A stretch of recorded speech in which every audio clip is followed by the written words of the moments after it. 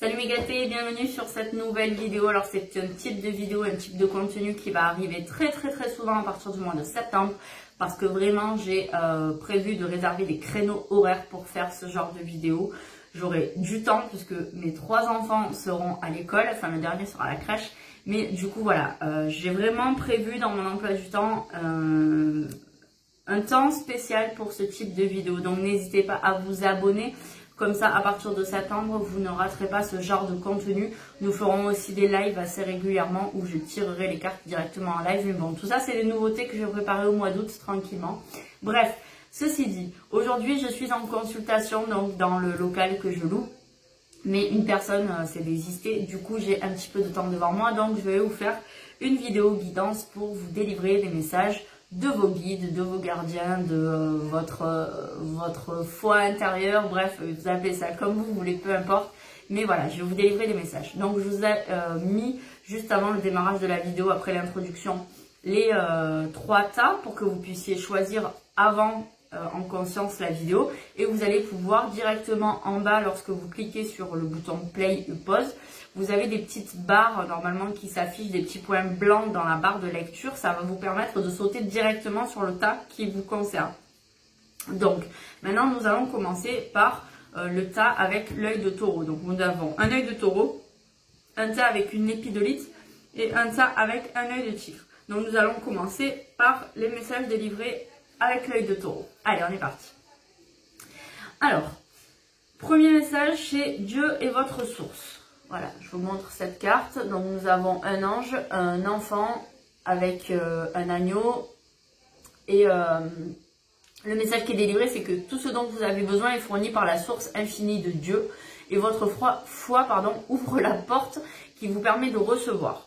En Dieu, il n'existe aucun manque, aucune limitation. Il existe de l'abondance en ce que c'est ce qui peut être partagé par tous. Donc, ce message-là ne veut pas dire qu'il faut croire en Dieu, dans le Dieu, le fameux qui crée toutes ces discordes dans le monde, mais en votre Dieu intérieur, en votre propre divinité. Le fait que vous soyez une part de l'univers, que vous soyez un petit bout de cette unité globale que nous représentons. Et du coup, ça vous explique que ce soit que vous croyez en Dieu, en un Dieu, que vous croyez en les anges, que vous pensiez que votre gardien est là pour vous aider, sachez que vous avez la capacité intérieure d'avoir tout ce que vous voulez. Ce n'est pas qu'une question de travail, qu'une question d'envie, du fait de se donner et tout ça pour avoir ce que l'on veut, mais c'est aussi un état d'esprit qui fait que si on croit que l'on y a droit, on l'aura. C'est un petit peu une question de loi d'attraction quelque part, vous voyez, mais c'est une question de foi en fait. Si vous avez foi en vous, si vous avez foi au fait que vous avez droit au bonheur, à l'abondance, à la richesse, à l'amour, à tout ce qui vous rendrait plus heureux quelque part, vous y avez droit, il faut croire. Il faut croire en vous, il faut croire en votre divinité. Si vous préférez que ça passe par Dieu, un Dieu présent avec nous, eh bien ça peut passer par là, mais il faut croire que vous avez droit à l'abondance. Ensuite, ici, nous avons un message de Yvonne. Yvonne qui est un ange, qui nous dit que vous avez un lien particulier avec les animaux. Les anges veillent sur les vôtres, qu'ils soient au ciel ou vivants. Donc voilà, ça c'est un message très simple de l'ange Yvonne qui vous stipule que vos animaux sont toujours près de vous, quoi qu'il advienne, et qu'ils sont aussi protégés et que vos gardiens veillent sur eux. Ils ne sont pas juste des animaux comme certains les considèrent, mais ils sont bien des êtres vivants à part entière qui méritent aussi leur protection divine quelque part. Et ensuite, nous passons sur les lames de tarot et d'oracle. Donc, pour ce tas œil de taureau, nous avons la naissance. Donc, vos guides veulent vous dire que vous avez les moyens de naître ou de renaître, d'accord? Vous êtes déjà né de par votre jour de naissance, votre date d'anniversaire, mais aujourd'hui, on vous annonce que vous pouvez renaître, que vous pouvez faire naître une nouvelle version de vous. Vous pouvez faire naître de nouveaux projets, vous pouvez recommencer quelque part. Hein. Vous pouvez faire table rase du passé et aller de l'avant sur des choses nouvelles qui vous apporteront du bon. Il suffit de croire en vous, c'est ce qu'on vous disait juste avant. Ensuite, sur le tarot égyptien, donc c'est un tarot que j'utilise très peu, nous avons le 6 d'épée et nous avons la victoire sur l'adversité. On va prendre ces cartes-là que dans le sens positif. Donc la victoire sur l'adversité, c'est quand même pas rien. 6 épées, donc c'est quand même un combat qui a été mené avec difficulté. Hein. Il a fallu combattre, il a fallu beaucoup d'armes. Nous avons des serpents qui sont représentés aussi sur cette carte, qui représentent la défense. Le serpent peut représenter plusieurs choses. Il peut représenter, vu que ce sont des cobras, le fait qu'il se dresse parce qu'il est sur ses gardes, d'accord? Il est très attentif, il est aux aguets, il est prêt à bondir. Sur, par exemple, l'oracle de G, ça va être aussi la jalousie. Mais là, on ne va pas le prendre dans ce contexte-là. On va vraiment se mettre sur une position d'avoir toujours été sur ses gardes, méfiant, vraiment attentif à tout ce qui se passe et à la moindre petite anicroche, on peut réagir de façon très virulente. Hein, le serpent, lorsqu'il vous mord, surtout les cobras, si vous n'avez pas de soins immédiats, vous risquez de mourir. Donc en définitive, le fait d'être sur vos gardes et du coup de risquer d'attaquer au moindre signe qui vous paraît un petit peu négatif, ben vous risquez de faire beaucoup de mal autour de vous, alors que peut-être un petit peu plus de douceur, ça aurait apaisé les choses et vous auriez continué votre chemin plus tranquillement en faisant moins de mal, simplement des fois en laissant les personnes sur une note de peur sans avoir une note de souffrance. Hein. On peut être des fois assez violent, que ce soit verbalement ou même malheureusement des fois physiquement. Donc voilà, être toujours sur ses gardes, ça apporte pas que du positif. Et du coup, les personnes ont peur de nous comme on a peur du serpent. Donc voilà, peut-être faire attention.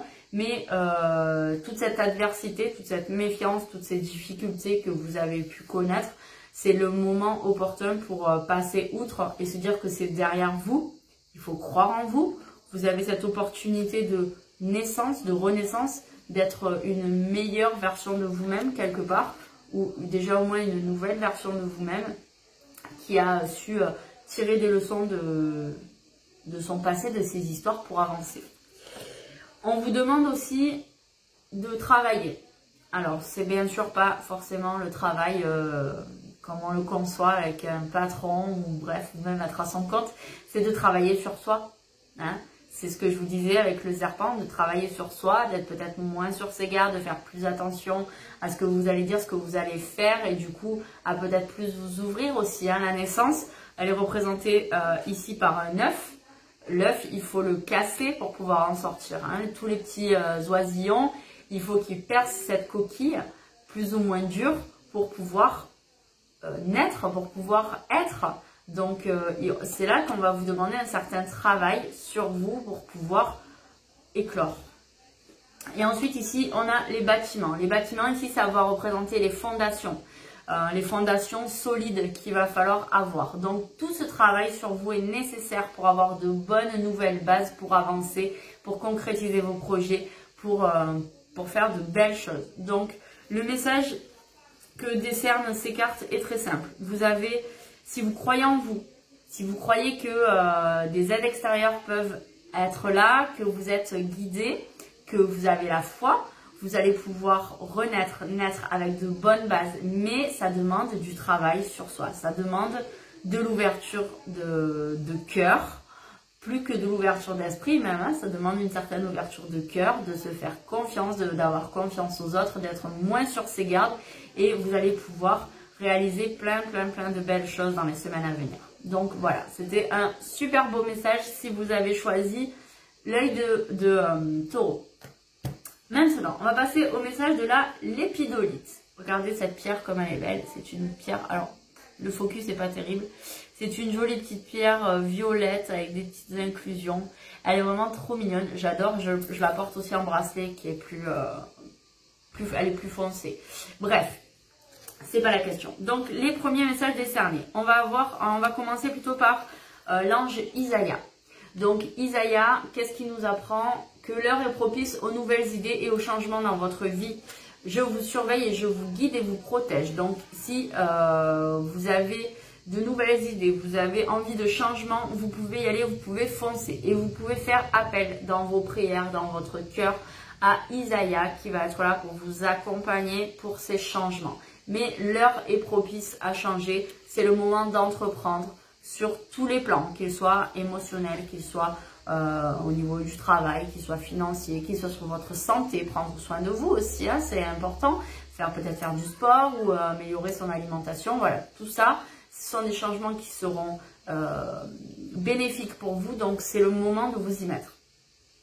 Ensuite, on a l'état d'esprit. Alors, vous voyez cette magnifique carte. L'état d'esprit, c'est l'état d'abondance. Donc, le message ici qui nous est délivré, c'est que si vous percevez l'abondance comme quelque chose à atteindre, elle se situera toujours dans l'avenir. C'est très logique. Ressentez l'abondance, pensez-y, parlez-y comme si vous en profitiez déjà dans le moment présent et c'est ce qui se produira.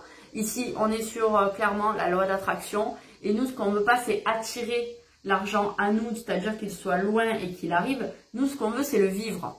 D'accord? On ne veut pas juste l'attirer parce que, en fait, c'est comme un poisson, vous voyez. Si vous pêchez, vous lancez votre ligne, vous n'êtes pas sûr d'attraper un poisson. Vous, votre but, c'est de pouvoir pêcher, attraper ce poisson, mais vous ne savez pas quand, vous ne savez pas combien de lignes il va falloir, combien d'essais il va falloir. Donc, nous, ça ne nous intéresse pas. Nous, on imagine que le poisson, on l'a déjà attrapé. Bien que moi, vous savez, je suis végétarienne, donc perso, la pêche, ça ne m'intéresse pas. Mais c'est pour vous donner un exemple un peu parlant. Mais voilà, on se voit déjà riche, abondant. Et c'est pas que l'abondance financière. Ici, elle est représentée par l'argent, mais vous avez aussi le vert, c'est l'énergie. Hein. Une abondance énergétique, vous vous sentez bien, vous êtes heureux. Le rose, c'est une couleur très douce. Vous avez cet ange couronné de ses ailes qui est représenté, elle est vraiment magnifique. Vous avez le rose, ça peut être l'amour, ça peut être vraiment des sentiments de plénitude. Le vert aussi, ça représente la santé, la nature. Donc, ne pensez pas que abondance financière si il n'y a pas que ça qui vous intéresse. Hein. Pensez aussi à l'abondance de bonnes choses et sentez qu'elles sont déjà présentes, elles sont déjà matérialisées comme si elles étaient déjà là. De toute façon, elles sont présentes autour de vous. Il va juste falloir qu'elles se matérialisent. Mais pour ça, il faut croire que c'est déjà là. Vous êtes déjà riche. Déjà, vous êtes riche d'être en vie. Donc déjà, c'est quelque chose de très important. Donc voilà, l'état d'esprit, on est en abondance. On reçoit tout ce qu'on a besoin, d'accord? Et j'insiste plutôt sur le mot besoin que sur le mot envie. Parce que des fois, on a envie de trucs. Mais en fait, ce n'est pas des choses dont on a besoin. C'est souvent la société de consommation qui nous fait croire que nous avons besoin, mais en fait, nous avons juste envie. Ça, c'est quelque chose qu'il faut méditer, c'est très important. Moi, je sais que je suis actuellement dans un mouvement de décroissance quelque part. J'essaie de moins consommer plus responsable. Et c'est vrai que des fois, j'ai très envie de certaines choses matérielles, mais en fait, j'en ai pas besoin parce que je sais que quand je vais les acquérir, je ne les utiliserai pas forcément. Donc, c'est très dur de se détacher de ça. Ayez vraiment conscience que vous voulez attirer à vous, vous attirez à vous ce dont vous avez besoin, d'accord? Ensuite, sur le tarot égyptien, on a le valet de coupe avec les réflexions, les études et les considérations. Donc, là, le message qui vous est délivré, c'est de réfléchir, d'étudier, de ne pas forcément sauter dans les opportunités qui se présentent à vous, tête baissée, sans peser les pour et les contre, d'accord? Il faut prendre en considération, justement, tout ce que ça peut vous apporter de positif et de négatif. Il faut vraiment être réfléchi, même si c'est le moment pour vous, comme disait Isaïa, de changer. C'est le moment opportun. Il ne faut pas pour autant faire n'importe quoi. Il faut être réfléchi et vérifier que cela va vous faire vraiment du bien, vous apporter du positif. Ou peut-être, vous savez, des fois, on a besoin de passer par une petite période un peu compliquée pour pouvoir avancer parce que justement, c'est dans les ennuis, dans les problèmes qu'on se dépasse, qu'on apprend à avancer. Donc voilà, tout ça, il faut en tenir compte. Ensuite, sur la triade, nous avons la carte de la femme. La femme, ça représente surtout la féminité, la douceur. Alors, c'est un jeu que j'ai je n'utilise quasiment jamais parce que ça fait pas longtemps que je l'ai. Donc je vais avoir beaucoup de mal à vous parler de la femme sans sortir mon bouquin. Hop. Donc la carte numéro 25, ça va me permettre de prendre un peu plus en main ce jeu. La carte numéro 25 qui est donc la femme, c'est l'idéal, la passivité, la sensibilité. Donc la passivité, c'est de peut-être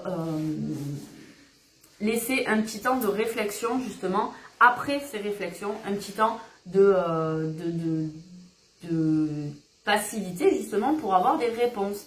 Des fois, vous savez, si on ne se précipite pas, comme on dit, la nuit porte conseil, vous aurez vos réponses quelques heures, quelques jours plus tard. Attendez des signes. Voilà, c'est pas forcément d'être stoïque et de laisser complètement les choses arriver et se laisser envahir partout, mais de peser le pour et le contre, de réfléchir, d'étudier toutes ces propositions, de laisser un petit temps de latence pour bien assimiler ce que vous voulez et ce que vous ne voulez pas pour enfin faire un choix éclairé.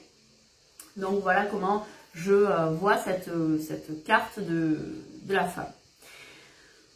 Ensuite, nous avons la rencontre avec le manuscrit. Donc, sachez que c'est en multipliant aussi les échanges, les rencontres, les conversations avec votre entourage, qu'il soit personnel ou professionnel, sentimental, bref, peu importe, en échangeant que vous allez pouvoir vous développer, que vous allez pouvoir saisir des opportunités, que vous allez pouvoir réfléchir à ce que vous voulez et ce que vous ne voulez pas.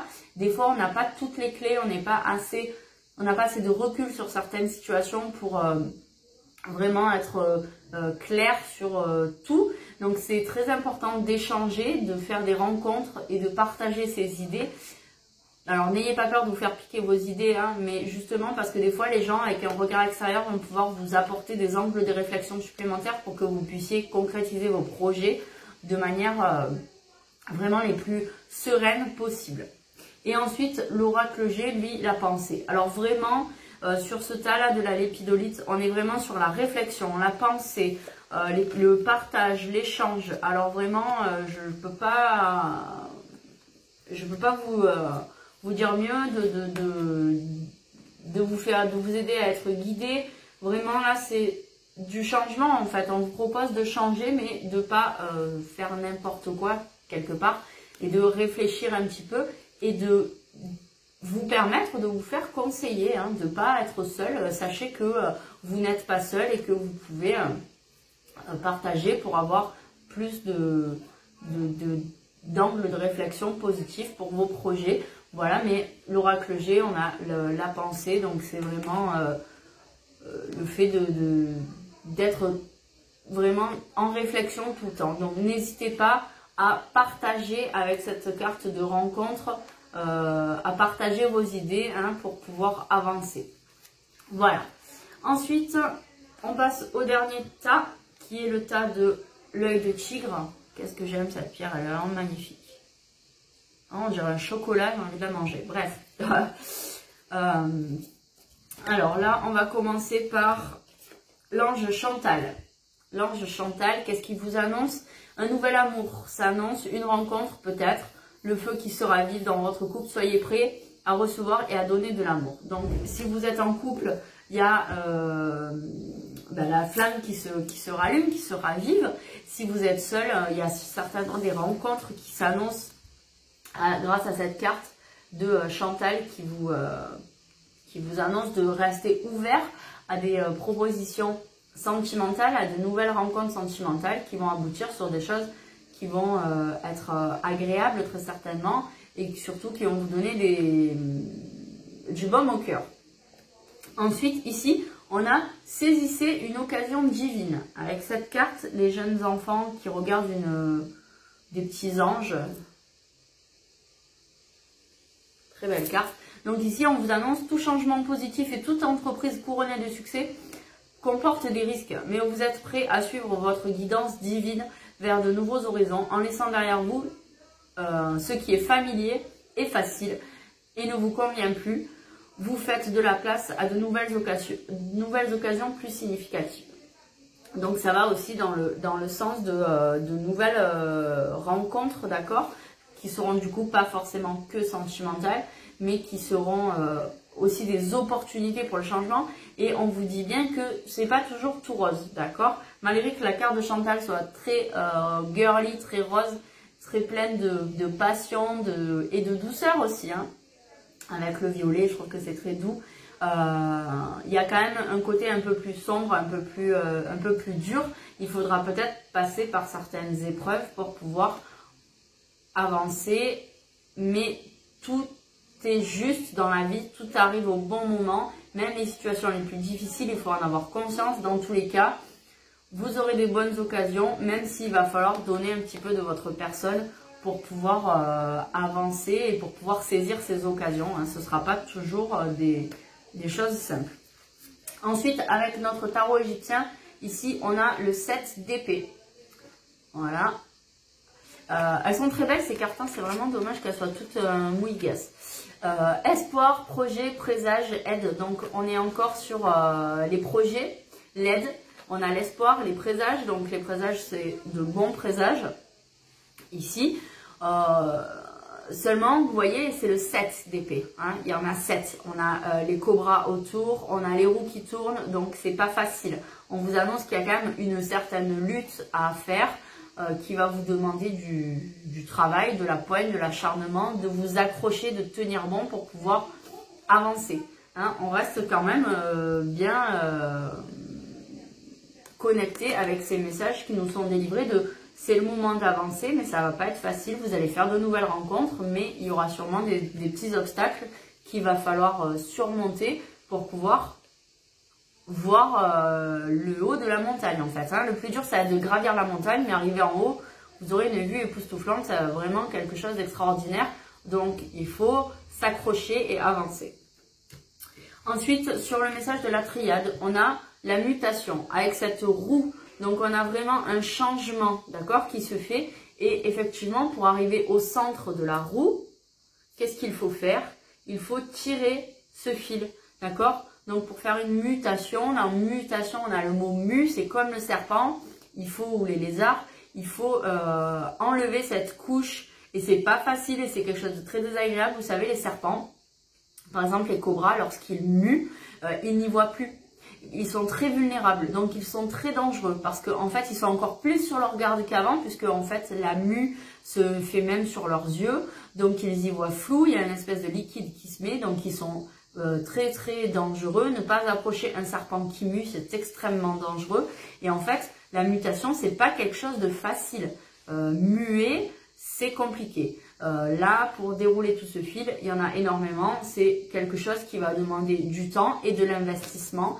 Donc, il faut s'accrocher. Mais vous voyez le petit carré blanc en bas. Je ne sais pas ce que ça représente. Je pourrais sortir mon livre pour voir. Mais moi, j'ai l'impression que ça fait comme une petite porte de sortie, quoi. Même si elle paraît toute petite et loin, elle est toute blanche. Elle est belle, elle est éclairée, quoi. Enfin, vous voyez, elle est pas sombre du tout. Donc, il y a vraiment quelque chose de bon qui arrive au fond. Mais ça demande une lutte acharnée. Ça va vraiment dans le sens des cartes qui sont sorties tout à l'heure. Ensuite... Au niveau du manuscrit, on vous parle de la médecine et on a ce serpent, encore une fois, vous voyez, j'en ai parlé, j'ai pas regardé ce qui s'est passé avant, mais on a ce serpent qui entoure ce poignard, donc c'est pas tant le côté médecine en fait, mais c'est plus la symbolique qui représente ce travail acharné qu'il va falloir donner pour arriver au bout. Et j'ai pu du coup apercevoir la carte de l'oracle G qui est la cigogne. Donc on a bien une naissance, une renaissance à l'issue de toute cette lutte, de toute cette complexité qui arrive. Mais voilà, il y a de belles choses qui se profilent. Effectivement, ça va vous demander un investissement personnel assez conséquent, une lutte avec vous-même pour pouvoir avancer. Mais je vous assure qu'à la clé, on a quelque chose de très très fort. Et en plus, ce qui est extra, c'est que ce message était délivré avec l'œil de tigre. J'ai pas regardé les cartes avant de les poser. Et l'œil de tigre, c'est une pierre d'introspection. C'est une pierre de protection et d'introspection. C'est-à-dire que, alors on dit qu'elle a un effet miroir, mais en fait, elle évite la négativité des autres de venir sur vous, plutôt la méchanceté des autres, d'accord, ou la jalousie des autres de se coller contre vous. Mais du coup, vous aussi, si vous avez des ressentiments négatifs, voilà, si vous avez des ressentiments, si vous êtes pas bien et tout ça, eh ben en fait, ça va éviter que vous alliez polluer les autres et ça va vous mettre en face de votre propre négativité, de vos propres difficultés.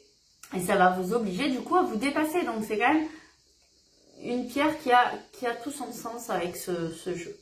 Voilà, écoutez, j'espère que ça vous aura plu, que les messages délivrés vous parleront, que vous saurez prendre les informations qui auront été utiles pour vous. Je vous fais de gros bisous, je vous dis à très bientôt pour une nouvelle vidéo.